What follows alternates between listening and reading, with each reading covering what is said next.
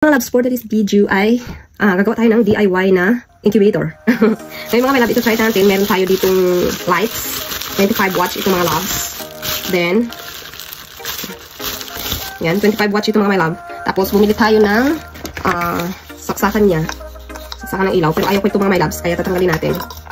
Tapos, meron tayo dito, of course, box. 80 bucks. Pero, nilagyan ko na ito mga love ng chop na wood chop.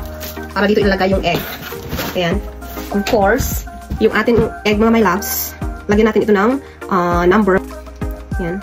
Tapos ilalagay natin sa ating box. Nag-voice over na ako dito mga my love. Lagyan natin ng number para makita natin pag nag-rotate tayo. Kasi i-rotate natin yung egg mga my love. Yung egg na ginamit ko mga my love, fresh, hindi galing sa store. Ilagay na natin isa-isa dito sa ating box.